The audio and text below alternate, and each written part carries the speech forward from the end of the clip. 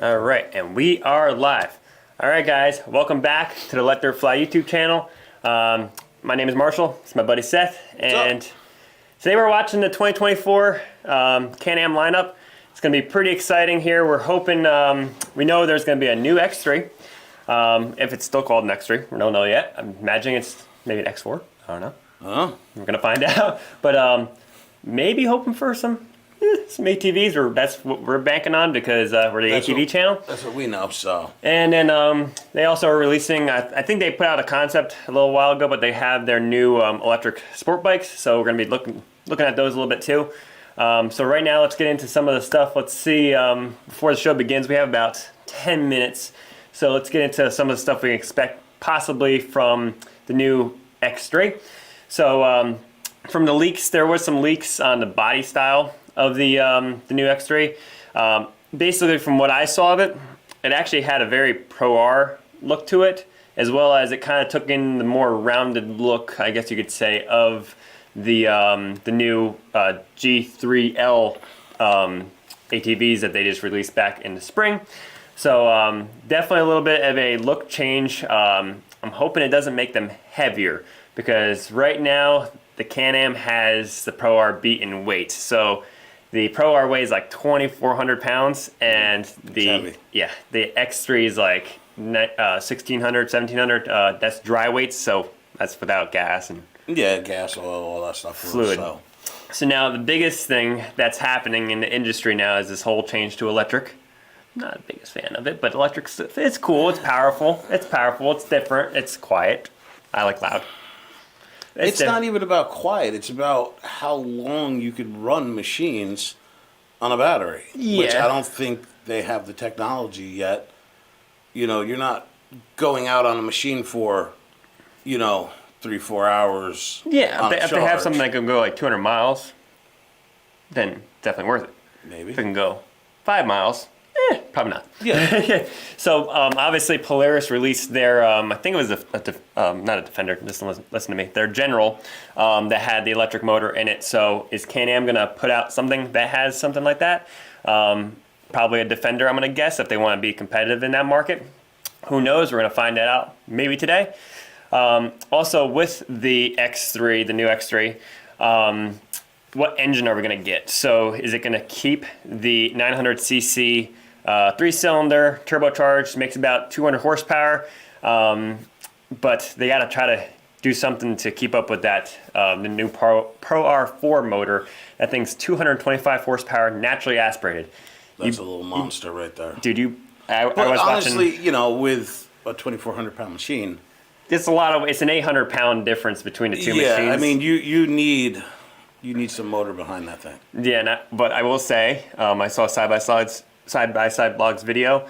They strapped a turbo onto the roll machine, 400 horsepower. That's awesome. Yeah, just by strapping a turbo on, it's nasty. Awesome. So it is pretty cool, but there is a big weight difference. So hopefully, if whatever Can-Am doesn't add too much weight, and it can increase the power, and it can still have the Pro R beat, but we'll have to find that out. They're definitely going to have to step it up.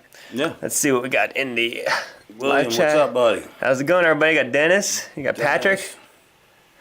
When does it start? Your state doesn't have charge station. Yeah. 7 minutes 55 seconds. I like Patrick's comment. My state doesn't have charge stations in the woods. Yeah, New York is probably currently putting those in. We New York's a very communist state, so yeah, they're probably definitely adding those into the in the woods. But so now let's get on to some ATV talk, because that's our game. So hopefully, I'm hoping they release an ATV today. If not, I know it'll definitely be springtime. I did get the chance to talk to Ostercruiser actually earlier this year when I was down to Florida. I ran into him at Cleveland Cars of all places. I found a Canadian down to Florida. But talked to him a little bit, and he was actually there not driving the 700. What do you say? Thanks to Biden. We won't get political here. But so he was not riding the 700. He actually put out the film when he first looked at the 700 XMR and stuff like that. He was not there riding that. He was riding bigger stuff, he said. He couldn't be too specific because he's an ambassador of Can-Am and everything, but he did make it sound like there's big stuff coming. They got stuff down the, coming down the pipe. So if they release a quad, let's talk about some of the things that maybe. There's no, like, Can-Am's very secretive about stuff. They don't ever, like, leak much to the public. I'm surprised there was a little bit of a leak of the X3. But with the ATVs, I'm going to guess, let's see. So obviously we have the new G3L and the 700. That just came out earlier this year. Yep. So I would imagine they're going to base the body off of that a little bit. And probably the new rad, relocate, all that stuff. Okay. Not 100% sold on the body. It's growing on me. But I actually, from the very beginning, I actually liked the rad. The rad with the snorkel, kind of all. I think doesn't it flip open or something? It like pops right open. It's like super easy. Yeah, for cleaning the quad and stuff like that. That's awesome because we have to clean our radiators all the time playing in the mud. But so like that part of it, I like. I like the ease of that. They moved the battery, I believe, which made it very easy to get to. Yes, it changed. It actually went more towards the old G1 airbox. It's kind of up top, like the filters up top and stuff now. Yep. But the horsepower disappointed us Can-Am fans a little bit. But so basically the 500 only makes like 40 horsepower and the 700 makes 50. Now, to put in perspective, my fiance's Can-Am 500 that she has, it's a 2013 V-twin 500. That makes 46 horsepower. The previous 570 made 48, and then our 650 made 62 horsepower. So quite a downgrade in power. From what people have said that have ridden the machines, they're not lacking power at all. They're right on par with the 650 V-twins. So they seem to perform really well. I mean, Oscar Cruiser put out that video, dude. I mean, he's just a good rider. I'm not gonna lie, but that thing shredded that thing, and on stock tires too. Yeah, that crazy stuff. But no, he did really good on that thing. Now, I think a lot of that is actually due to that new P-drive clutch. When I say new, it's actually a kind of old design. It's been out for a long time, and then just recently was brought back in like 2017 for the snowmobiles. And then more recently, in 2022, they put it on the side-by-sides, and then now they have it on these quads. So I'd imagine if they do release an 850 or 1000 tonight, that it's going to get the P-drive clutch and everything. Now, the reason it's better than what's on the quads now, basically, apparently you get 30% more shift range. You don't have to do the Can-Am Rock. That'd be nice. Yeah. Oh yeah, I see a lot of, actually the shifting apparently is very smooth on it. Looks like butter, so. Yep, so that's nice, and actually smooth engagement's another thing that a lot of them say, as far as like just throttling in and stuff for trail riding, and probably for crawling through the mud and stuff like that, it's probably pretty nice. Yeah, I mean, you like your quad aggressive and want to kill you. That's just how you like yours. That's how I set up Jill's too. Jill's feels that way. Watching some videos from Evo Powersports, they actually had a video that's actually, the clutch is apparently pretty tunable, which is nice. Now the current clutch we have on the G2s, it's pretty bad. The primary, the secondary's good. Yeah, secondary's good. Primary's crap. That's why I always want to put on like a CVTech or STM QSC, one of those. But apparently this clutch is pretty tunable and it actually responds to tunes well. They said the only thing that they didn't like about the OEM, like without anything done to it, was the, I guess the flyweights. They said something with the angles or the curvature of them, something like that could be a little bit better, but apparently they're releasing a kit for that. So it's pretty cool stuff. So we're hoping for a G3 tonight. Yeah, that's our game, because we want to see what's coming here for the ATV world. Because we have to pre-order something. Because whatever they release tonight, if they do release a quad tonight, is going to set the bar for Polaris next. Basically, because all right, the bar was set here by Can-Am like 2012 when the G2 was actually when the G1 was still great. Sitting here. It's not far behind. It's not. It's just it's two different machines. I mean, I feel like the Can-Am is just they make the same power. Well, the 850 performance wise. The Polaris makes the same power. At least the 850 does. I don't know about the 1000s, but yeah, but it's not.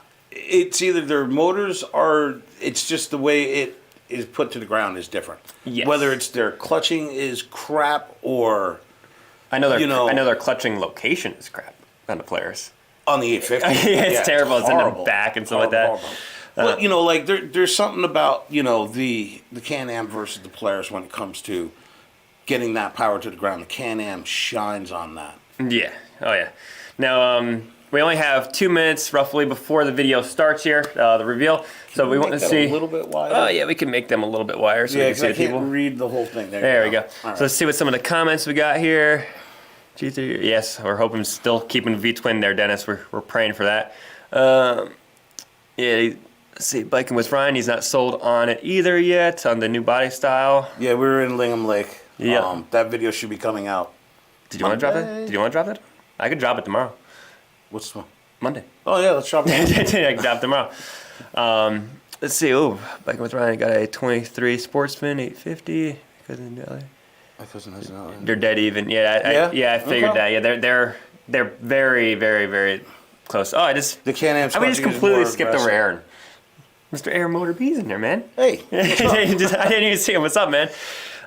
So right now, drop in the chat what you guys are expecting to see, hopefully tonight, as well as maybe things you might know. If you guys know some leak stuff, that'd be kind of cool to know. Or comment through the video, and we'll keep getting to this, and we're probably like 60 seconds away from, because now it's just saying waiting, so that's usually a 60-second countdown kind of thing. I don't know. It's probably running, and we're just talking over it, not hearing it. No, hopefully not. But so this is hopefully going to be exciting night. Hopefully we're getting some new quads. Either way, seeing a new X3 should be cool. And then also they're going to be, I think they were a concept earlier this year, but now they're actually going to be put into production, but they have the new sport bikes. So they actually have the 2 electric ones. I think one's called the Origin. The other one's called the Pulse. I guess the Origin's more of like a dual sport off-road and on-road kind of deal. And then the Pulse is just more a commuting cruiser bike. Okay. So we'll get to check those out too. And those are 100% electric. So this is my... Actually, those will be nasty as hell electric. Yes. Those and will be. I'm thinking, that's what's driving me to think, because they're playing with electric bikes, I'm wondering if they're going to play with electric side-by-sides. I don't know. So, I mean, they kind of have to at this point because Polaris released theirs. So yeah, we're going to find out. Oh, you're from Canada. Nice. Yeah, we were up there for the weekend. That was a lot of fun up there. That was a hell of a good time, and I'm hoping to be there. Might have broke my quad. October. Yes, I might have broke my quad. I didn't. Yes, I managed to blow up an STM clutch somehow. But way to go. Yes, sending that up to NCB's Performance in New York. So hopefully he's going to take a look at that and get her squared away. What's that? What's up with your video? I don't know. It just says waiting. Let me make sure that it's not playing. It might be. That's what I'm saying. It should be working. Let me see here. Are we missing it all? Maybe I'll play the trailer again. You guys can watch the trailer with us. Let's see here. No, it's not doing anything yet. I just want to make sure. It says upcoming. It's so pushy, man. No, I'm not pushy. Just want to make sure we're not screwing things up. So you're still waiting. It just says waiting now. They did say it was released at 7:30, but they're a minute behind. It's okay. Maybe they're polishing the quads up or something. Maybe. Who knows? Let's see here. Do we have any other comments here? Nothing yet.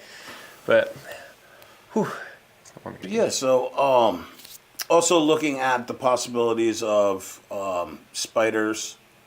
Yeah, they might have a new Spider or something like that, and a Riker too. I think is that other one. Yeah, the Riker I guess is a lower CC. I've always wanted to try one of those. It looks fun to ride. Like even though it's a 3-wheeler, they really do look fun to ride. I feel like it's gonna have a it'd have a snowmobile feel. It's basically. I almost bought one for Jill years ago, because they were automatics. Yeah. And she struggled with the clutch and stuff like that. Starting a bike off, the start. Yeah, I didn't have that. So. And I wanted to be able to ride. They're nice. They're like, I actually have a couple customers that have them too. Yeah. Oh, they look great. They're quick too, actually. If you get like the higher CC, yeah. Sure they are. Gotta be able to keep up on the roads. Yeah. So. Oh, come on, Can-Am. Why are you stalling us here? Because they can. Because they can. We got David up. While we're in this little waiting period here. Checking my phone. Just make sure we're not missing it. I don't think we are. Still the trailer. Still the trailer. Okay. Just want to give a shout out to a couple of the people that help us out. Quad Logic, Dooplicator, BP Brakes, DP. That's what I just said. You said BP. No, I said DP brakes. Oh. DP brakes. What else we got? Perfex. Perfex is our big one, man. Absolutely. Perfex. That's a great one. Big sport of the channel. What's it? Fodsports? Fodsports. Oh, they just sent me something. That cup holder thing they want us to test Yes, out. we're going to be testing a cup holder for them. We're not big cup holder guys, but No, right. We usually... but actually, I will say it's actually made very well. Yes, so we're looking forward to trying that out because actually a lot of people ask us about those, like cup holders. Because it'll hold. Yeah, I put my Yeti in it. Actually, yeah, it's got to be a hard bottle, but yeah. So. Oh, we got. You got my lifter. Yeah. What's up, Dad? Yeah, Canon late as always. Yeah, turns out. Yeah, they're like 3 minutes behind now. They're gonna start to say 8. It's keeping us running here. Come on, people. We want to see them. What do you guys think they're gonna start off with? You think they're just gonna bring it right up to the side by sides? They're gonna probably maybe right put out the quads. Sides. I said we're still uncertain if they're actually releasing the quads or not, but I'm really hoping they do. I said if not, most likely it will be probably early spring. That's usually when they do the other releases, if anything. But I'm hoping because they've been apparently working on them for a while. Because like I said, Austin Cruiser's got a little time on it, I guess, and everything. So hopefully they have it ready and hopefully they put it out. Yeah. What's going on, man? You got Can-Am 1000. It's actually they're on YouTube. If you go to Can-Am Off-Road's YouTube, they have their live stream. But I'm literally just screen recording their live stream. So who is that? I can't pronounce his name. Zepconic? Yeah. X3 for sure. Quads for spring. That's what I'm thinking. I'm hoping they have quads, but I'm trying to be optimistic. Okay, trying to be optimistic. Yeah, it'd be really nice considering I don't really Can-Am's know waiting. anything about side by sides. Oh, apparently I just went on their thing and Braden Price. I don't know if you guys can see it. Oh, it's too late now. The chat's already gone too far. But Braden Price commented. What did he say? Oh my God, how far back was that? Right there. He just said F. Oh, they pushed it back to 8. What? Law Dog just said that. Yeah, somebody said. So we're gonna have a side-by-side blog's apparently in their live chat too. Well, I guess we're just hanging out with you guys for the next half an hour. Yeah. So shoot your questions. What do you got? What do you want to talk about? Yeah, freaking Can-Am. They're probably polishing everything up, making them all fancy and everything. Let's see who we got in the chat here. Biking with Ryan.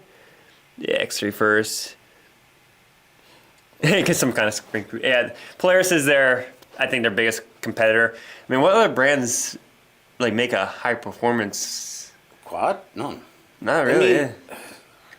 So now you got the brute force, but you got to do work to that to get it to become something. What's that? I can't say because I don't want to get political, but I love it. Sorry, we try not to talk politics on the channel because we agree with you. We agree. But yeah. So what were we talking about? That took me off guard. The brute force. Oh yeah. So the 750 with a bit of work to it. It's still not as high powered, but it's kind of. It's in between the 850 and the 650. It can really. Well, we saw put some power down. Our one subscriber, Chris, when we went and rode with him up at in Syracuse area in New York. That was actually our first time we ever tried to skeg out. That thing was nasty. His quad. He had what do you call it? The kill tune or something, or the may blow up tune. Like he said, there was so much timing and whatever. He's like, this thing might explode today. I was like, all right, but that thing was insane. Guys, check out that video if you haven't seen it. I think you just search something about us in the skeg. I think we did, or just you can look on the channel. But yeah, that was a bunch of fun. And then the other quad that's always I feel like could have been something, but it failed was the Articat. Was that? No, you just said thanks for the tutorial. Oh, no problem, man. Not a problem at all. What do you call it? So, yeah, nothing compares to Can-Am power. I know. Nothing compares to it. I mean, your quad is freaking... Zach's quad is nasty. That Yeah. thing, 34s That's in a skeg. spicy and a half. He Yeah. flew by. You were like, "Bruh." Wait till you guys see the video. Seth was sitting there just bogging, and then freaking Zach comes flying by. Yeah. So mean. Should have cut it out so this way it made us look a little better.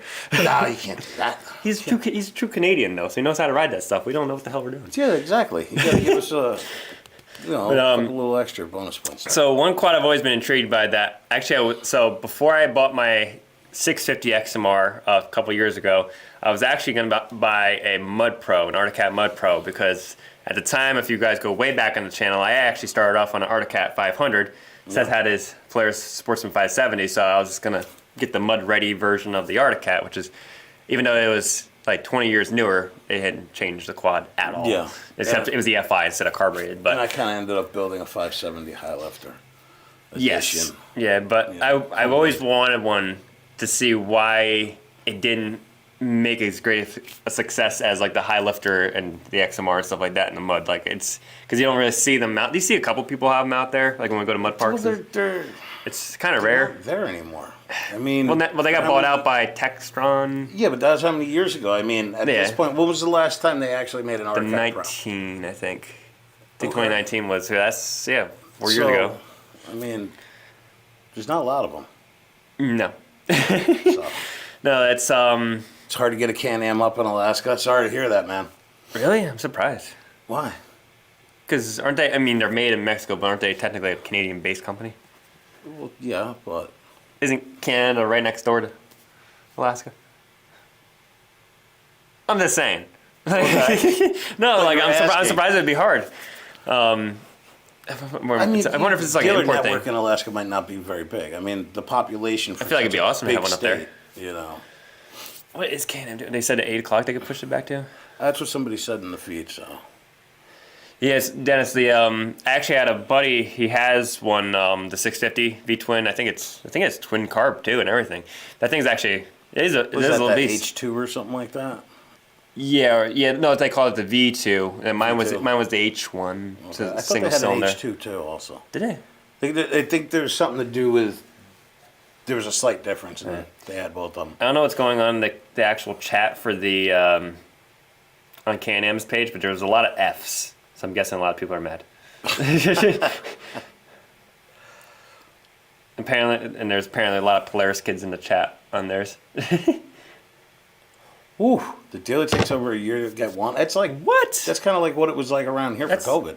Yeah, COVID was like that here. Like I had to drive, actually, so there was no, I would have bought an 850 probably, but there was no 850s anywhere near us. I had to drive 3.5 hours to get my 650. Yeah. I had to drive all the way up to Vermont to get that. But, I mean, it was a great quad. It still is a good quad. It just has a different power plant now. Got the 850 in it. Yeah, so the CF Moto 800 or 1000. Basically a Rotax. It's basically like when you look at the heads and stuff like that. Like I saw on the CF Moto page. Yeah. Somebody had like they were tearing into the heads for some reason. Literally looks exactly like a Can-Am head inside, like to the T. I mean, CF Moto honestly looks like they stole all their designs from Can-Am and Polaris at the same time and kind of mixed them together. Yeah, well, it wasn't someone they. A lot of the designers were stolen from Polaris, and I'm sure Can-Am lost a few to them too. I mean, so they're a cheaper. They cost less to buy. well, They are a little the bit, bigger quads are made a little bit better. They are made a little bit. So better. we have the 600, the 2020 600, and which is actually a 580. something like that. Yeah, CC-wise, but CC-wise, but it's I mean, it's a good quad to just jump on and ride. Like, it's probably the most comfortable quad I've ever been. honestly, that quad is awesome for what it is. If you're just gonna trail ride, Yeah, but you're not doing what we do on that quad. you're gonna kill it. I had actually thought about getting an 800 just to see what the hell it was all about. Yeah. Except it comes with that like max frame. I know it's a longer body frame. That's and what would everything kill it else. for me. You know. Let's see what else we got. Brakes, How are you liking your Elka shocks? Love my CF Moto and Elkas. KTM combined a couple of years ago. Yeah, that's what it was. Yeah, that's That what was KTM. mainly I believe on their street bikes. Yeah. So But so the Elkas, I love my Elkas.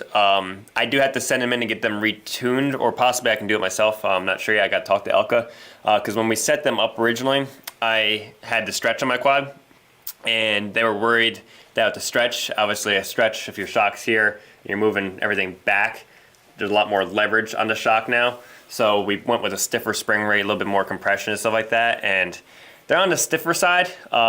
They still handle great and everything, especially compared to the stock 650 shocks. Those things were garbage, but I've got to get them revalved and have them gone through and everything, just to make it this way they're actually tuned correctly, because now I took the stretch out of my quad. It's just back to basically a stock machine now, so just going simple setup and should ride good. Yeah. What else we got here? The stage 3 worked great on the... Yeah, stage 3, I think any stage, Elka, is fantastic. It doesn't matter if you get stage 1 or stage 5. It's like, basically all you're paying or getting when you go up into stages is more adjustability. And then also, when you go to stage 3, you get the external reservoir. That means you get to have more fluid in the shock. More fluid means you're going to keep your shock cooler if you do a lot of aggressive off-road riding. Ours spend their life underwater, so I really didn't need to have the crazy external reservoir and stuff like that in mine. So, but helps keep them cooler. Helps keep them from losing performance if you're like a racer or anything like that. So that's basically what you get when you get up in the levels a little bit. But I mean, if you put stage 1s on your quad, it's going to be night and day compared to. Yeah, stuff. I don't have to worry about anything like that. Yeah, you got your stock old stiff. Stock's 1.5 or something. They're not bad. Work great. They work. They work great. It's like a little bucking Bronco now. Mark, you said you bought a 800 and it's great, and you're a Can-Am guy. So we haven't had the chance yet to ride the 800. So we're kind of. What's that? Turning the AC on. We're kind of talking out the side of our mouth a little bit with it because we haven't had the personal experience. We have experienced the 600. CF Moto, though, you get a lot of value for the money that you spend, which is awesome. That somebody nowadays is giving you a setup quad. Well, it's just giving you a lot for your money, because right now nobody gives you anything for your money. No, you get a winch, you get a horn, which is actually kind of nice, actually. Oh, yeah, you do get a horn. She's got the horn on there. Yeah. Reverse lights, all LED lights too. Like finally Can-Am did that. Was it last year? Yeah, I mean they have the daytime running lights, which is really nice. Oh yeah, there's a lot going on. Nice, got powered steering and stuff like that. Like for an entry level quad, call it, like for the same price point, like it's cheaper than a Polaris 570 or whatever, and you get so much more. You're not getting a winch from the factory. You got to get that dealer installed or install it yourself. All that stuff. So they're a good little machine. Let's see what else we got. The S3 stocks. Really, your stocks were what machine were you on that your stocks were really soft, Todd? Because my 850, that thing is like a bucking Bronco. Yes, that thing is trying to throw you off. That thing wants to kill you. My quad, between the power we always talk about it, and my quad literally tries to kill you every step of the way. I don't know what it is with his quad, because I mean my 850's healthy. We've actually ran them. We had a video that unfortunately got messed up because my GoPro fails us all the time. Was that the one I beat you in? Barely, but yes. Okay. But our quads are literally like dead. I mean, they're neck and neck. They're dead even, especially since we have our shift out basically adjusted the same with the clutches. More or less, yeah. Both have tunes and stuff like that, so they're basically dead even for the most part. But his off the line, that thing just wants to. It literally like this. My quad wants you off no matter what. It's like you got on a bucking Bronco. It's gonna try and throw you off on the start. Mine's not like that. It's gonna try and throw you off while you're riding it. It's gonna try and throw you off in the. You haven't even heard my new set, the CV Tech in it. Yeah, I got that 3,000 RPM engagement. Why would you do that? I want to be like Zach. I don't think his quad engages that high. I know he's got quite the spicy tune-up in his. He does, but. Dude, that thing was ripping he was holding out like 7,800 easily RPM through the sky. You're gonna be going through a quarter tank of gas every mile. That's fine. Actually, dude, once you're up and going, it's not the RPM's maybe like 100 or 200 more. It's just the initial grab off the line, so and then it goes. I hate that. I hate it. Real high engagement. Andrew, I got MBRP. Still one of our favorite exhausts. Actually, I love my MBRP. I would have bought the MBRP, but the only thing is, so we try to keep our quads different on the channel. What? I could have ran it. I could have. You love yours the way gets all the good stuff. Mine gets like the. Well, I choose what I want to put on mine. You're like, hey, look, I'm gonna get this piece of crap tin can. It's $80, and you buy it, and then you have to buy another one. But yeah, I would have got the MBRP, to be honest. It's my favorite sound. The MBRP is awesome. Throaty. It sounds so good. And actually, it sounds even better on Renegade. Does it really? Oh yeah, Don's sounded really good. Somebody else had one up. They sound amazing. They did sound really good. Amazing. Yeah, I went with the big gun. It was really affordable. Had a pretty similar tone. It's a little bit raspier than the MBRP. Not much though. It still has a nice deep tone to it. But repack kits are only $25, and the whole exhaust cost me like $400. So it's cheap. $400? Yeah. That's great. I mean, the MBRP no, it's cheap. Was I know they just went up. It's like $6 almost now. Yeah, they were holding out at like $460 for a long time. They just more recently went up. Jeez, yeah. You know. Let's see here. He has 2,400 engagement, so mine's a little spicier than his. I went with a 1021 like 2,200 engagement, and I think that's too high. I really like my 19. I know, but that's on me. Crap though. Your mid range was crap. Now it's good now. Let's see here. Still able to beat you. I know.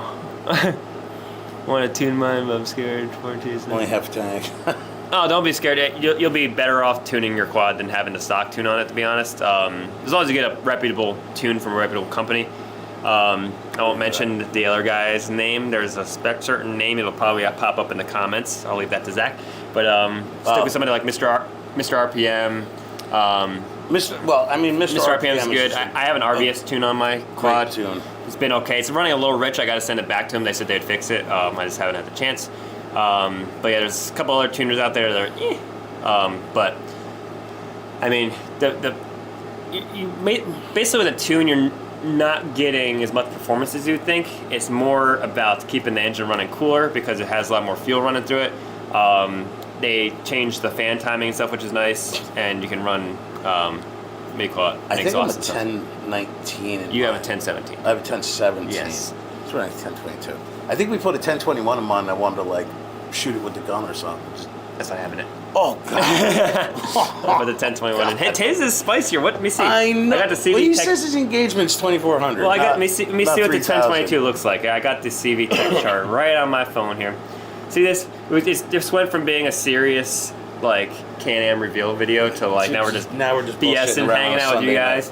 So 1022 spring is okay. That is very spicy. That's spicier. I'm surprised. Mine's it's the one right after mine. So his is 300 engage. So roughly the same initial, stall. But then he has way more finish rate. I never even saw that spring actually. I like that 17. I might have to try that for myself. Okay. Thanks, Zach. He's running 34 naders though. Yeah. But they are cut. Zach, what's the weight on those 34 naders cut? I'm just curious. Monster FI, done mine. Worth every penny. Okay, so you Josh Owen said 240 horsepower, 7-speed DC. What is that? What's that for? Josh Owen's there. What do you got to 240 horsepower in? If it's your quad, that'd be impressive. 7-speed? I don't know. Monster FI, that's another quad. Yeah, a lot of them do good. Another tune. Yeah, probably just another tuning company. And a lot of them do a good job. As long as you just get a reputable place to do it, you're fine. There's just some guys out there. It was actually mentioned. I won't say his name. I don't want to call him out that much, but it's not. I can say though that he really did me a super solid. Yes, Seth's ECU and his wife's quad. So after we got back from Busco, my wife's quad basically completely crapped out, and she had gotten water in her ECU while we were skimming.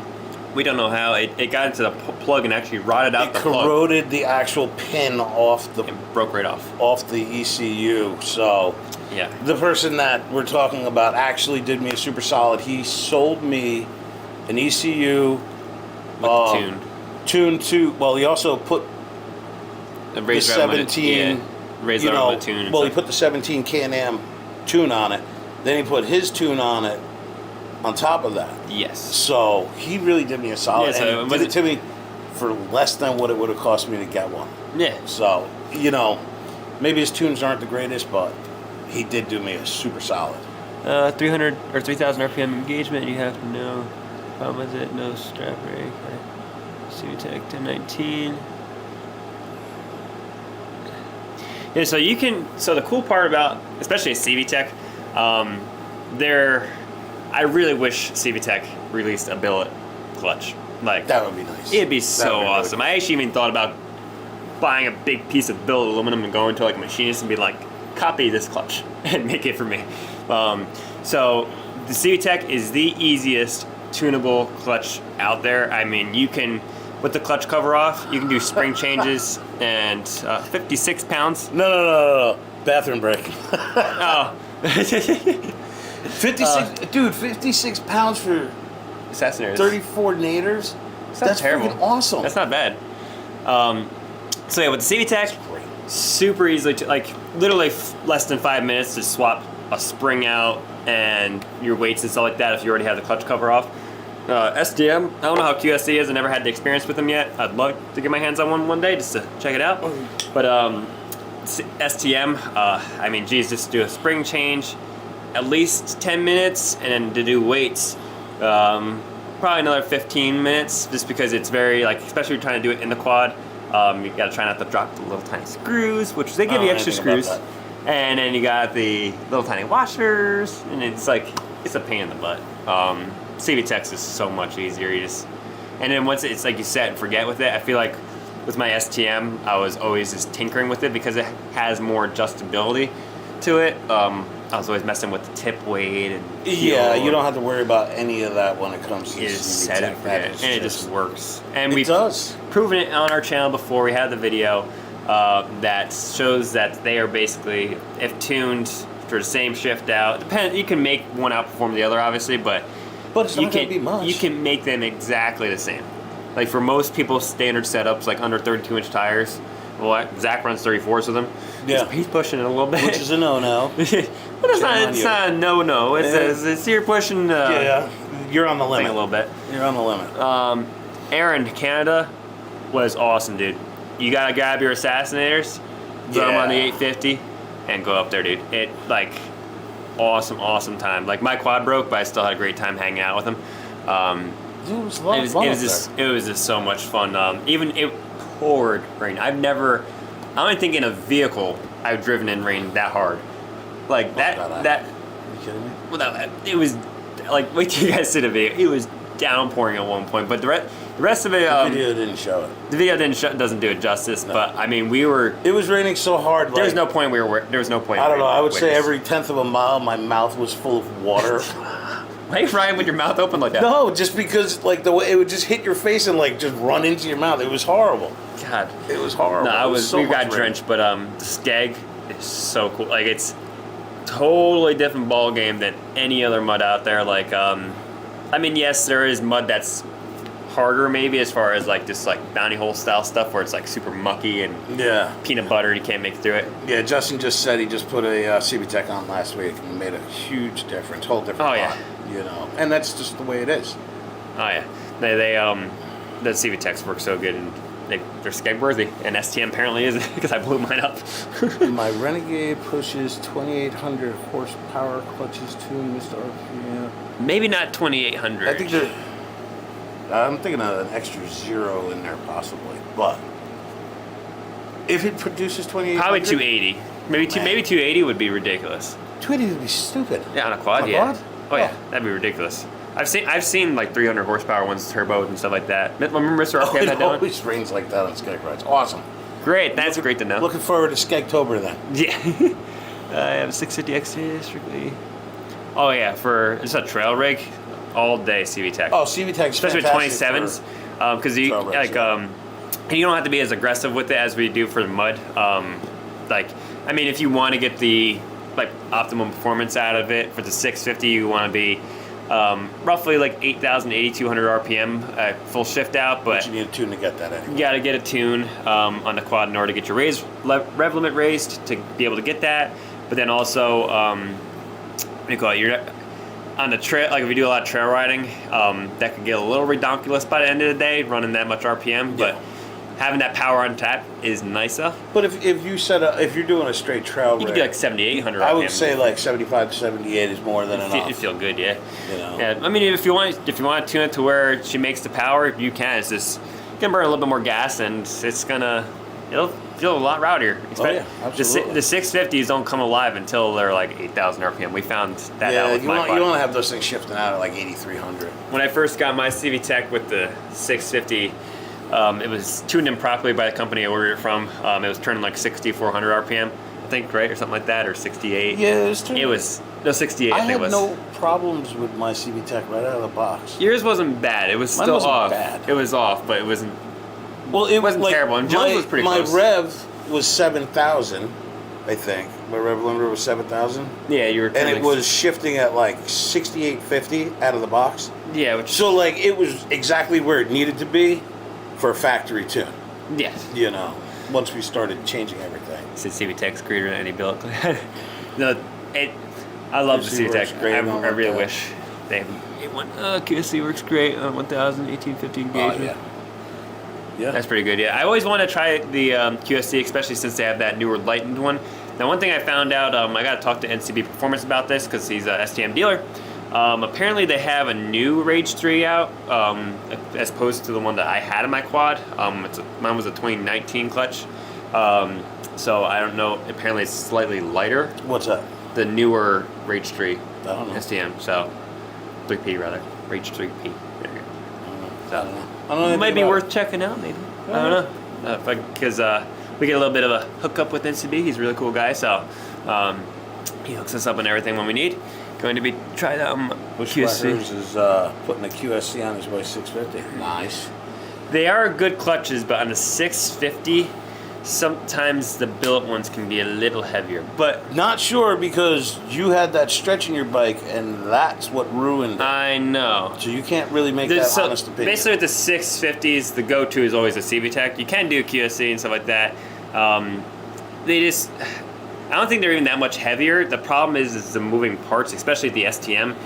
There's so much for the engine to have to move to get the sheaves to move. And even though the 650 makes great power, it's not the power of an 850 or 1000. No. So it just struggles to pull that in, is what basically a lot of people find. So when I had the STM on my 650, and this wasn't because of the stretch, I could not achieve 8,000 RPMs with it. And they wouldn't even attempt to help me tune it to 8,000 RPMs for some reason. They kept saying my motor was hurt. Oh, things are happening. Except it's playing out of here for some reason. Okay. Things are happening. I'm guessing they must be going live. I can take it. Oh, yes, they are. Okay. There we go. What's that? You gotta stop the volume out of that. Yeah, so now we gotta get connected to. Yeah, hang on, we're trying to switch our audio over here. Well, we see new X3s. There we go. I got it. Now we got audio. Sorry if there's a little random delay. Alright, let's watch this and see what we got right there. There's new X3s. Oh, I'm sorry, all I hear is dancing. Right now, I'm focused on it. Is that, what's his name driving that? That's definitely, I can't think of his name right now, Deegan. Is it? I think that was Deegan, Brian Deegan. You didn't miss anything yet. They just started. That's Haley. Yes, I said the Deegans were there. That's what. I'm sure our Oscar cruisers will be there sometime. Oh, probably. Maverick R. So they did change the name of it. Okay, so it wasn't an X4. That's pretty cool. Okay. Here we go. All right, let's see what we got here. Getting chills. Like I figured, it's very Pro R looking. My lifter's already doing some operated. Maverick R. Gotta turn this up over here.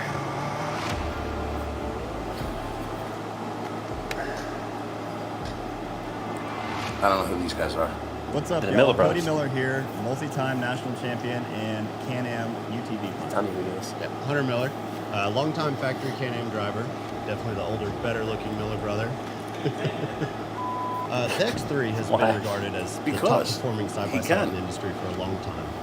No matter what terrain we take our X3s on, we're always looking for more suspension, more horsepower, just more of everything. So we've been pushing this X3 platform for many years now, and every year we raise the bar and we raise the bar. We need to just take that next step to get further out ahead of the competition. Introducing the all-new, totally badass Can-Am Maverick R.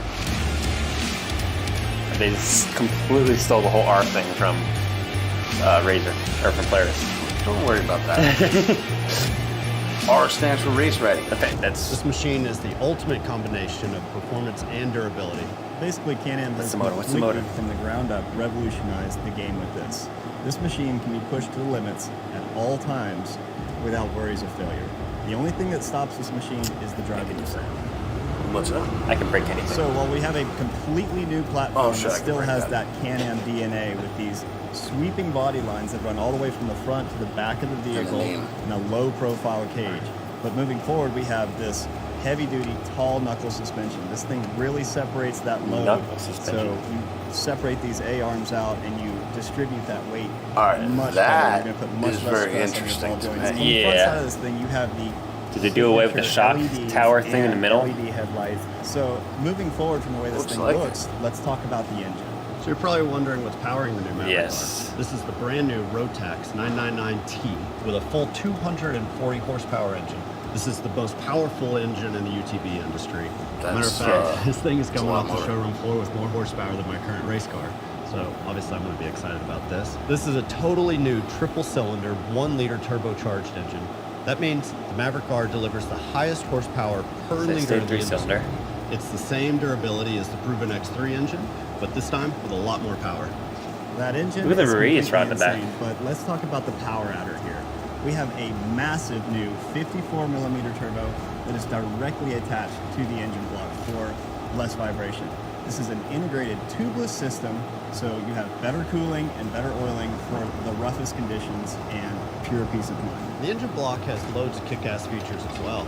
The all-new aluminum crankcase, cylinder block, and cylinder head are held together with 8 tension rods instead of individual bolts. This creates a much stiffer package with less distortion That means and a lot better more resistance boost. to peak loads. You can run in that Plasma thing. coating on the cylinder means they hold up under heavy pressure within the cylinder.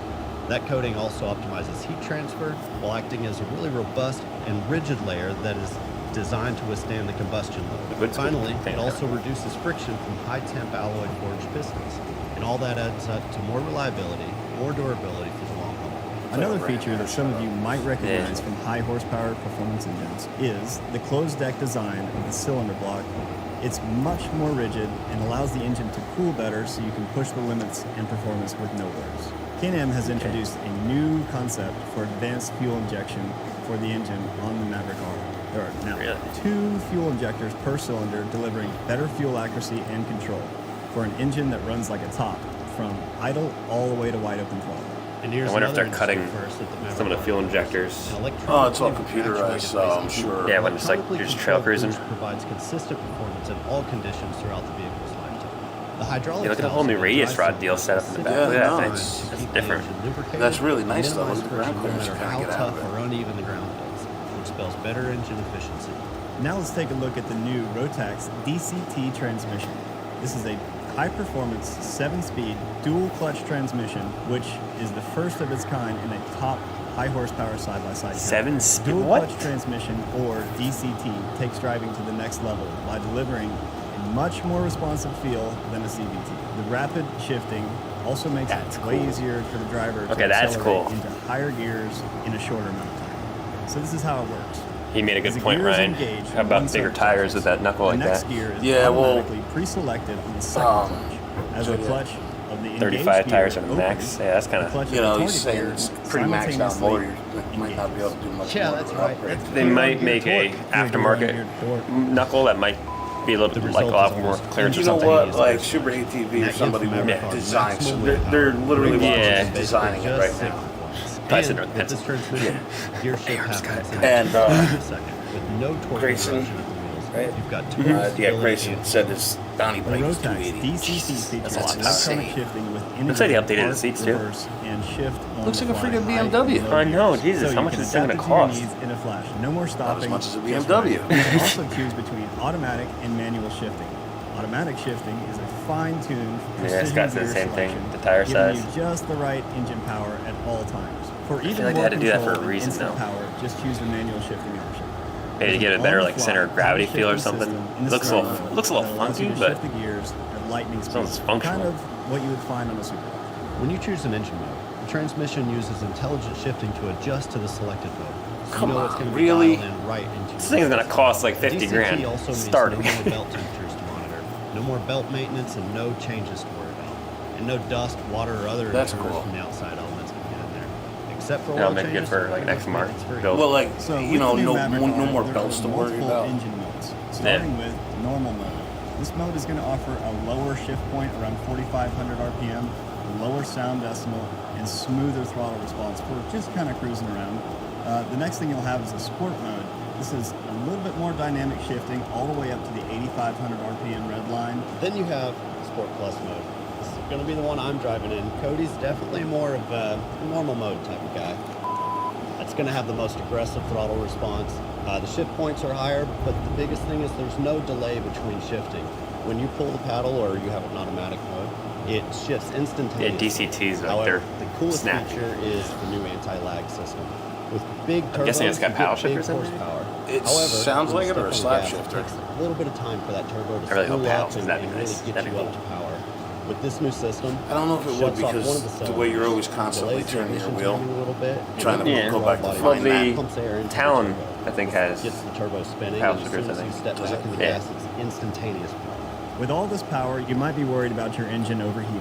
Well, the Trailblazers cooling is capacity of the new TTC. Maverick R is Not just sure an what that awesome is. feat. It's basically like their The kind cooling of system has been transmission. designed to Gotcha. maintain peak performance and power even in the most punishing conditions. Is that the No original? impact on Yeah. performance up to a high ambient temperature of 104 degrees Fahrenheit or 40 degrees Celsius.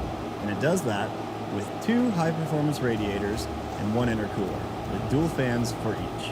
And they've also Does it show redesigned something the about the airbox Polaris? and The added new a Polaris had, bigger like, front 3 grille to radiators. improve Probably, yeah, probably.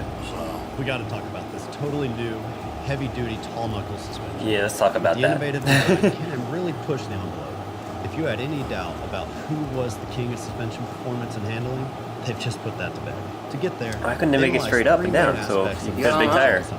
Load I mean, you want, distribution, for improving like the roll for center height, performance-wise, and you don't really want to go bigger than 35 The key because then you feature start to of get the tall tippy. knuckle suspension is But- how it spreads apart Yeah, the but upper and lower suspension. a lot of units. people like and that to drastically increases put, the like, leverage. 50s the on. suspension Monsters on it. over the wheel. Well, that's where super Down ATVs into going to So come the wall's gonna be in. better Some of these estimated brands. between the wheel and the That's frame. what I figured. Now, when you're cornering, the front upper A-arm takes on a massive 85% less load than a similar vehicle with conventional suspension. And the tie rod takes on 15%. Thing probably handles like a And in freaking the dream. rear, the upper suspension link sees Yes, 38% yeah. See, the increase in Yamaha, and the YXZ had the 45% DCT. That's what increase in That's one if I was to get a side by A side huge for load like reduction in the fast upper trail reach riding. raises the roll YXZ. center. This means That'd be less so much fun. rolling forward, keeping the wheels Just flatter freaking against slam the through ground. gears. And that means No idea. as I have the Well, actually, maybe no this want now. for a side by side. Well, now this possible. Now that I got in Another here. benefit of the better load distribution is less wheel displacement caused by the deflection of the frame and the suspension components. This results in more stability and predictability since the wheels always looks point where stable. you want them to. This configuration also results in 33% more torsional rigidity when compared to the X3 if you take into It consideration is really frame kind of resistance. crazy looking. By placing Yeah, the upper it's a ball little- joint above the wheel, very the foreign, tall obviously, to knuckle all of front us. suspension Yeah. gives more flexibility than a conventional suspension design to achieve the desired steering geometry. The goal of the new steering geometry was to provide effortless, predictable point and shoot. But does steering, that come while on every also unit, reducing or is kickback it and just- rust range. It's probably The this end their R result series. is Yeah. confident They're probably still gonna have like an any X3 or condition. something. And when you're talking performance, But it's still gonna have, obviously, like, these tons of smaller, travel like, is Commander the and goal. Sport Can-Am models and nailed stuff, it too, With probably. this big, bad, best-in-class 25 inches in the front and 26 inches in the back. All of this That's with impressive. an imposing 77-inch wide stance, and to top it all off, they built in the best-in-class ground clearance at 17 inches. It all adds up. So to Ryan, some of the they were design saying and that, you engineering know, feat if you put it in that automatic reinforces mode, Can-Am's title as that's the it. leader Just hit the in gas and vehicle go. dynamics. You don't even have to shift. So the Yeah. perfect suspension That'll be design nice. Gives you that as an is a whole option. lot of good if you don't have the best shocks. On the I guess Maverick or R package, shifting, you're going to if find you want. Fox QS3 2.5s on the front and rear. On the XRS package, you've got 2.5 in the front and 3-inch rear internal bypasses with high and Are they low smart speed, shocks? plus rebound adjustment. On On the Smart Shocks, they took it to the next level. You've got the Gen 3 live valve system with electronic piston and base valves. The goal is always to have the most traction, the most comfort, and the best bottom-out resistance in all the rough terrain. So each valve in this is independently controlled. These things have more technology built into them than a dang rally car. The system is taking into calculation for the wheel speed and the wheel position every few hundredths of a second, and automatically compensating for the best ride possible under any conditions. And if you drive like Hunter, you need all the help you can get. Let's talk about the chassis. This is a full tube chassis made from dual phase steel. The cage remains the strongest in the industry, and this time it is 15% more rigid. That means you've got less flex overall in the chassis, so when you're going around the corner, you've other got a cages were very pretty positive soft, feel. so You're not feeling the flex of the chassis, which gives did you bend false pretty easily. impression that the vehicle is rolling more than it should be. The A-arms, suspension, trailing arms are all bolted with gigantic 14 mil bolts now. The A-arms also have double bonded bushings, which are completely silent. As you know, as side-by-sides get older and time gets on them, things starts to wear, they get very squeaky. There's also no maintenance to keep up with. Can-Am also took a page out of the book of everything that we learned at King of the Hammers racing the last couple of years, and the side of the chassis is actually V-shaped. This allows you to go through tight spots, so you've got a rock on each side. It allows you to squeak through there without getting hung up. So you might be wondering what the new Maverick R is rolling on. In North America, it's sitting on either 30 or 32-inch ITP Tenacity XNR tires, and internationally, you'll find it on 32-inch XPS Track Force tires. The 30-inch tires are mounted on 15-inch aluminum wheels, and the 32-inch tires are mounted on 16-inch aluminum beadlock wheels. Both wheels are I guess that's more of the base model one. Durable Then and light. when you have the bigger Another packages, it's statement of the probably robustness of 32s. the new Maverick Yeah, but R still, I mean, is the use of a 6-bolt hub on there's all not a lot of room packages. in there. The same No. as what you would find on a Six pickup lug. truck that weighs twice as much. 6-lug now. They loaded this beast with the biggest brake system ever. Triple piston calipers up front and dual in the back. Larger discs and stiffer components all around for a super crisp brake feel and unmatched stopping power. We have our harnesses on. I will never take this off as long as you're in the driver's seat. We can actually go fast, I think. Can-Am didn't just make this thing fast. They had to make it comfortable as well. They designed the ergonomics around the driver and passenger. They didn't just throw us into a vehicle that they created. They started with the driver and passenger. I was gonna say, so they just Everything was they had that in exactly the where it needed to be to make you comfortable. Pro R had With that a the high-performance telescoping machine, wheel and it's stuff very now. important for the machine to feel Although I don't know like if an they've had extension of the telescoping wheels for a while now. driver They might have. So I have that's no idea. something Can-Am That's really nice put though. together here with the ergo Especially lock somebody cockpit, tall like me, I can get the four-way wheel away from me a adjustable little bit. seat, super low seating position, and all the controls right here at your fingertips. And here's another exciting first for Can-Am Off-Road. The first ever 10.25-inch touchscreen display in a Can-Am vehicle. This high-res infotainment system puts an interactive, informative, and customizable experience right at your fingertips. It's easy to see, easy to navigate, easy to connect to, and it's all packaged in one premium design. Oh my From God, music all these to cameras and though? stuff like that. Honestly, There's so that many is a very features cool here that are option It because is. for the people that do the rock climbing and stuff like It that, is. you have a I just see 360 dollar view. signs right now. Yes, I agree with you on that, but All the the cameras, high-performance vehicles have one you get a thing in 360 view of the rock technology. climbing and stuff Yeah, like oh that. yeah. That is So instead of having a spotter, you could just. Hey, you still want a spotter, but you know what? You can see a lot By better. creating a whole new line of smart accessories. Can-Am Smart Accessories. Accessories, are the you know what that first of means? their kind in the industry. We could say this is Before you know where it, 100 grand out the accessories door. and intelligence meet.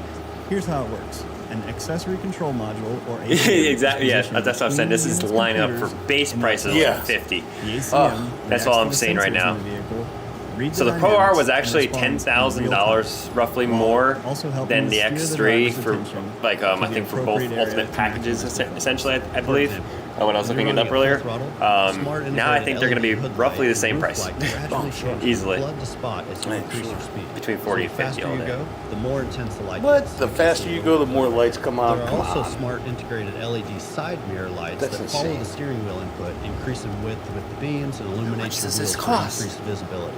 And when you head into a tight turn, the lights follow the turn, focus Oh on my the inside God. of the curve. It's pretty awesome. Now, That these is smart awesome. You do accessories not are want to controlled wreck by the 10 this 1/4 touchscreen No. display machine. or by the smart control center, Comp which you collision, can program everything Yes. has to be on there. Headlight, without boom, taking your eyes 12 off grand the or road, 1,200 thanks bucks. to the I quick can't access imagine. button. Mirror, And $400. beyond this amazing new technology are other accessories designed to help you get the most out of every ride. The new Maverick is all about pushing the limits, and the audio system is no exception.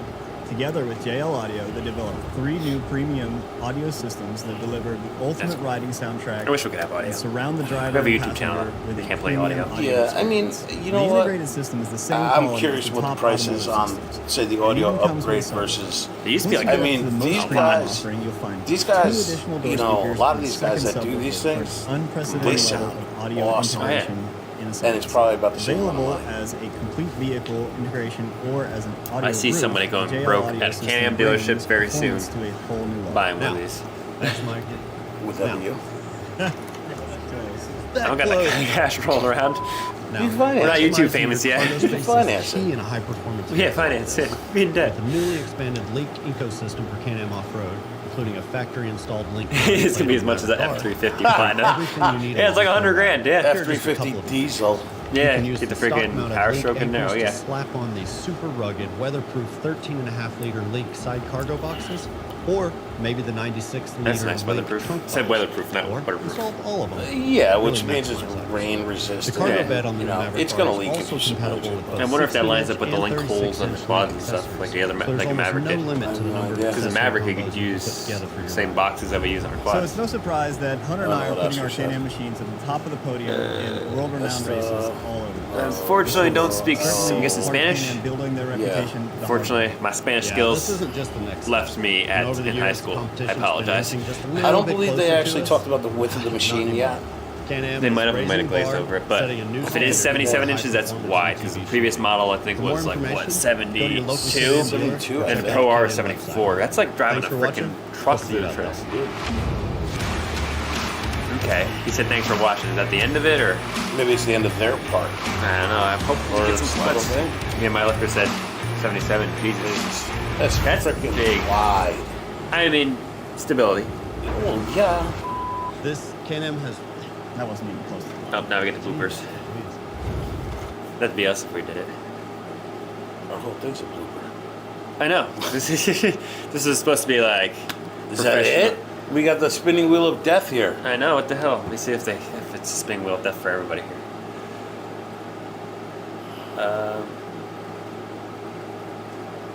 Might be the spinning wheel of death. Is it over? I'm just getting a white screen on the feed. Kind of looks like it's over.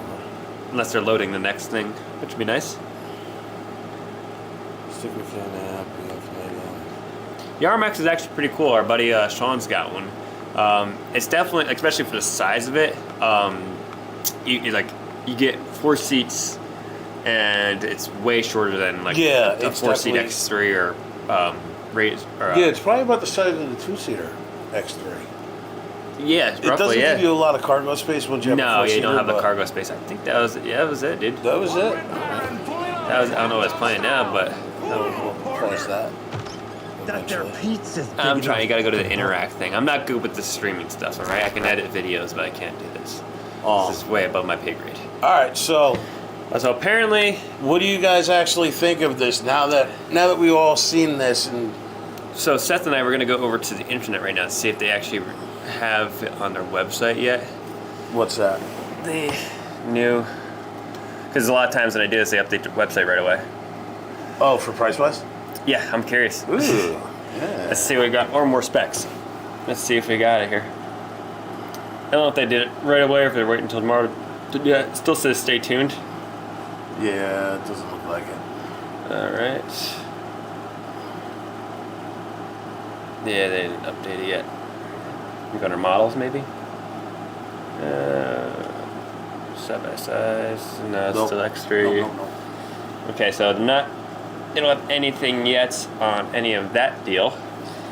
Apparently, we're watching 2023 Grizzly versus an Outlander. Nice. Nice. But all right, so what do you guys think about this? Because I definitely think it's not game changing per se. 50,000. Yeah, I It's mean, a lot. it could very well be $50,000. I have no idea. I'm gonna imagine the base is gonna be at least 45. At Well, least. what's the X3 right now? The X3 I think was like Is it like 30 something or? no, it's up there. Is it? Yeah. Starting at 21. Okay, so we can get it. Okay. That's probably for a non-turbo though. Yeah. But like a turbo RR, like the whole 9 and stuff like that, that's 40 easily. I have no idea. So, but that's a lot of money. Zach's like, it looks like my bike's gonna 11.05 this winter. J Money thinks it's sick. You know what? I think it's pretty cool. It's not necessarily game changing, I don't think, because it has a lot of the same technology. Like they just have, looks like they got better technology. It's better, yeah. It's upgraded. I feel like, yeah, very upgraded and updated. I mean, don't get me wrong. That new front suspensions. That's gonna get a little quirky. I feel like aftermarket companies. Revolutionary, or it could. I feel like it's, as the machine sits, it probably would feel awesome. But the second you try it, obviously stick like 35s, 36s or something like that on there. I don't know if you can fit them. You're not going to fit them. But I feel like Super ATV, some of these other companies are. Somebody's going to make a delete for that. Oh, yeah. Or add something. Mark's different. keeping his 2020 X-ray. Yep. It's too wide. I know. Yeah. That's the problem. They get too wide. And see, around here in New York, unless you go to like one of the big parks and stuff like that. Well, you got like Tall Pines, which is or basically to the club on like gravel roads. Yeah. No, the club's even too thin for that. What was yeah. That, dude? It's a 64. Yeah, it was tight. Yeah. It was tight on him. So. Yeah. No, yeah. That's yeah, totally awesome if you're a dentist. Got that dentist salary. No, wait. I think it's cool. It's a lot of money. Obviously, people are going to buy it still because people want the latest, greatest. Yeah, thing. people are going to buy it. People spend money. People that have money spend money. And yeah, people are going to buy Tug Hill. Yeah, J Muddy. Yeah, Tug Hill up in New York here. You could ride up there. Yeah. But like our trail right out back here at my house. No. No, I mean Giovanni with his OG Maverick, which I forget how wide those things are. It's like a 40. That thing barely fit. It wasn't much wider than the quad, so maybe it was like a 55-ish, 56. I feel like that's going to be geared towards the guy that lives near like Hatfield, McCoy. Like the bigger trail systems where you can fit a truck on the trails. And, desert stuff. And who's going to be the first? Who do you think is going to be the first one to take a Maverick R to the skeg? Asta Cruiser. He's going to have assassinators on that thing in minutes. Assassinators. He's going to dial on the clutch. He's probably going to send it over to the mod shop, have them put a even bigger turbo and like head work done to it or something like that. But I think it's really cool. That suspension's a little goofy. I feel like they did it for a reason though, so you gotta give them the benefit of the doubt. It's not till you drive something do you know how it's actually gonna be. Yeah. So I'm sure they did it for a reason. The power, they did beat Polaris in the power. I think they said 240 or 245. I think it was 240. 240, which the Polaris is 225 right now with their R 4-cylinder. Totally stole they call it the R4. So they totally stole the whole R thing from Polaris, which is kind of funny. I don't know if that was just like a hit at them or something like that. Like, hey, we can make an R2 and make it better.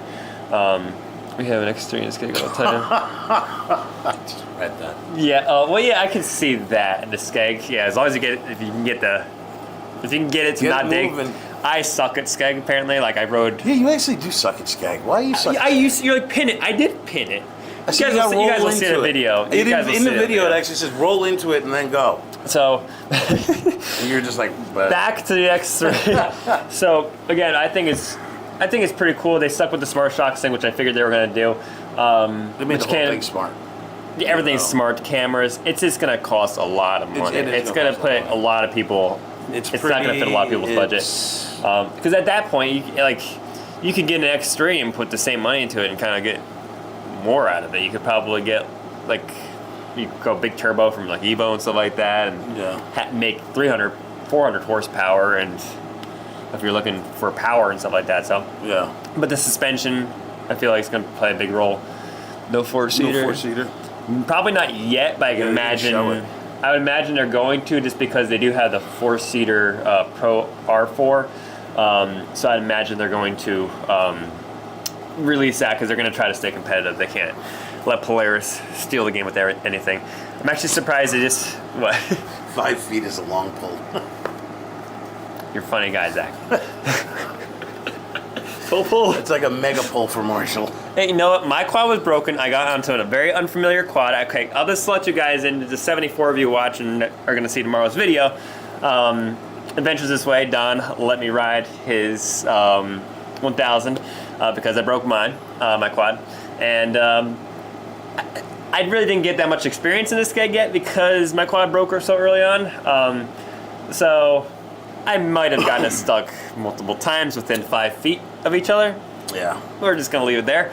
Oh, what's up, Al? How you doing? From Georgia. Yeah, he's down in Georgia. That's where he moved. Yeah. He came far away. The apartment's still for rent anytime you want, by the way, but it hasn't been, we haven't actually rented it out since it's because of COVID and everything. But all right, so I think that's gonna wrap it up. Let us know down in the comments or in the live chat what you guys think. I mean, I can see what a lot of you guys are thinking already. It's gonna be a lot, especially for a fully decked out machine. Like we have the same thoughts as you. You know, you get the speaker system if you're getting all the cameras, because I'm guessing a lot of that stuff isn't included. I'm guessing that's dealer add-on stuff you can get. The accessories. Accessories, yes. About, so I'm sure because it's a specialty box, it's no longer like. See, that's the only thing I'm wondering if it still fits the same, like for the link system, if they still follow the same, whatever you call it. I can't think of the name of it right now. Bolt pattern. Yeah, pattern. There you go. Yes. So you could essentially take your box off your quad and put it on your X3. Hopefully you can still do that. It didn't look quite like that, but no. What the hell do I know? That's the problem. Like that would suck specific for because somebody's got an X3 and a quad that might want to take the X3 one day and put his cooler on the back. It's not going to fit. He's got to do something different. So, but I think it's going to be a cool machine. We'll have to watch and see. I'm sure a lot of the Can-Am ambassadors are going to start putting out some videos, like Oscar Cruiser and stuff. I'm sure he's going to get his hands on one. So Hayabusa turbo, Hayabusa engine. That'd be nasty. Cool. Yes. 570. Yes, the 570 is. I like your name, by the way. What do you call it? Yes, the 570 unfortunately is gone. It's just the 500 and 700 right now. Like I said, unfortunately, they did not release the quads today. I was hoping they were going to, but yeah, I figured it was either going to be now or springtime. It's definitely going to be springtime. And all I know from what Oscar Cruiser said is he was riding higher horsepower stuff when he did the testing. So. Don't know if there's going to be a 850 and 1000 or if they're going to take that to the next level. Maybe their website's updated. Is it? Oh, let's look here. Actually, I could bring the people in. I'm not a good streamer, so if I don't do this right, give me a break. Let me go ahead and first figure out how I want to do this. Let's close all 17,000 of my tabs. Let's see here. Ah, there it is. Okay, so let me get the people in on here. 35 base. Okay, so not as bad as I thought. Wow. Okay, here, let's bring the people in here. Hang on. Told you guys I'm not a streamer. I just downloaded this today. It took me 5 hours to figure out how to get the audio not to freaking mess up. Actually, I think if I can copy the website. Actually, no, I'm just gonna screen share it. We're just gonna do that. You guys are about to see Marshall panic with how I don't know how to do this. Is this video capture? I don't know. A window capture, there we go. And we want to capture, we'll say Chrome. Bear with me, folks, okay? I'm not. I don't have to do any of this crap. Me neither. There we go, boom. Oh, wow, okay. Well, we're gone. That's way too zoomed in. How do I zoom out? How do I do this? Well, don't worry about us right now.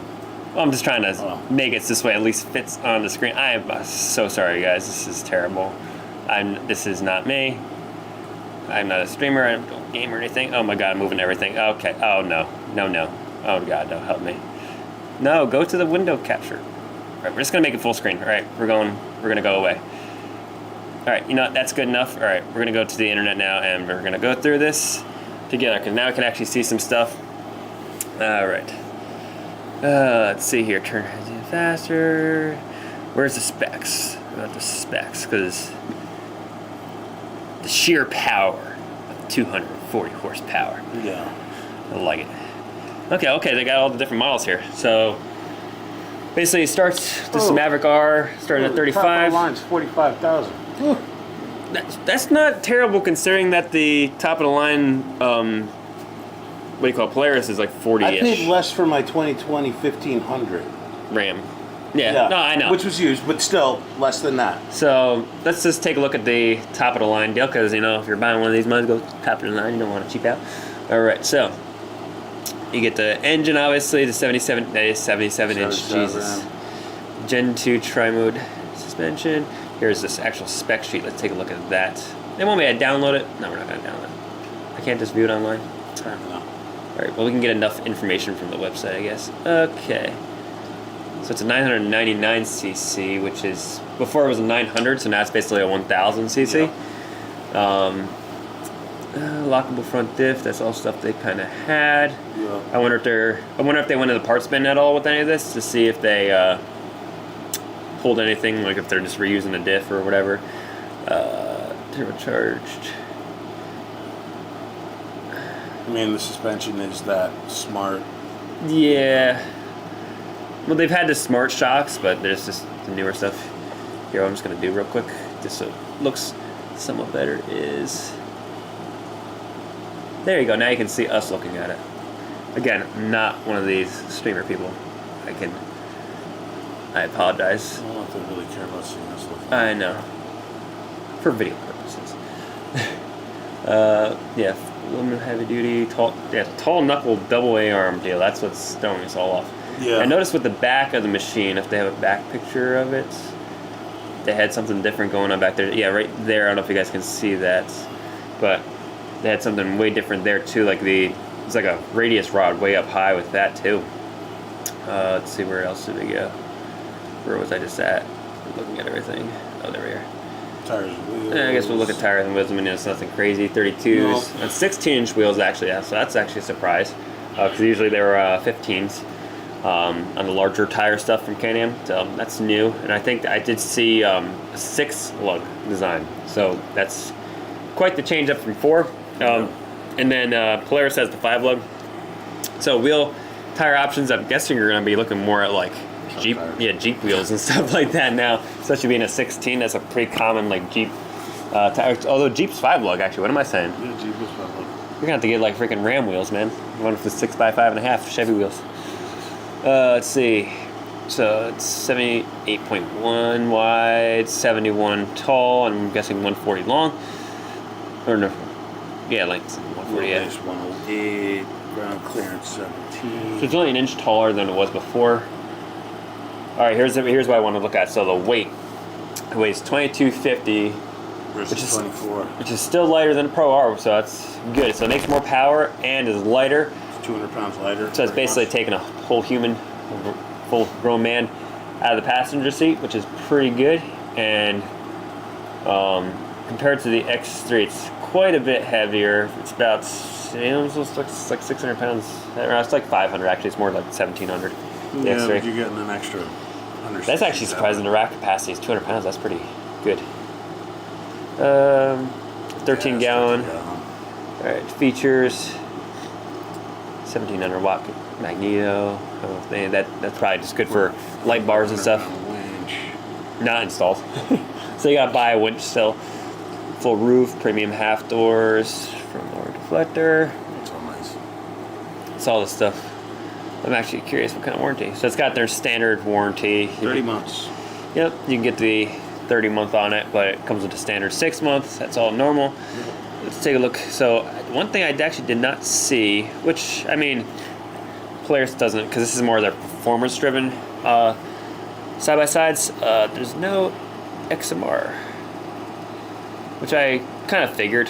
Well, they have the X, so they have the RX, the RX. Well, what the hell is with these names? All right, hang on a second. They got the Maverick R, they got the RX, then they got the RX RS, then they got the RX RS with the smart shocks. I think that's the only, it's like $2,000 upgrade is having the smart shocks. Yeah. That triple black looks sick though. That's nice though. That looks nice. Triple black always looks so killer. I wish they had that in the quads more often. I think they had 1 year where they did a triple black deal, but it's pretty hard to come by. But Red and black, those are pretty that nice looks colors good. too. So basically, it looks like the difference between these two is probably just the smart shocks. Yeah, probably. And this one, and it looks like you get a camera upgrade between these two. because that one's front and rear. The one is only rear.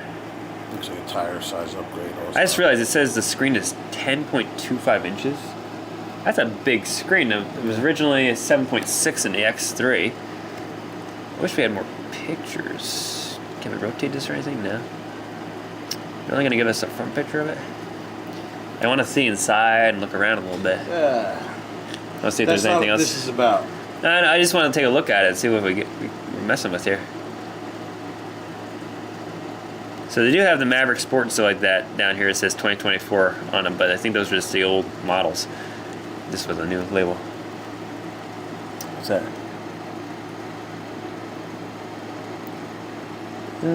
What's that? Oh.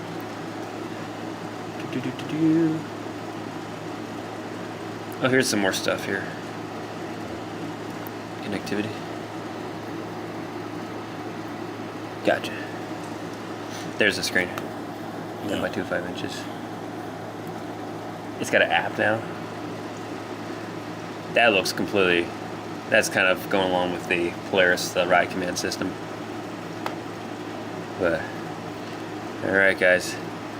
I think that's gonna be it, though. Oh, we wrap it up. Yeah, I think that's gonna do it for the new X3. Sucks we didn't get a quad video or a quad in there, but springtime, definitely feeling it. We'll definitely be returning doing this, and I'll be a little better at streaming. I'm gonna try to figure that all out. Yeah.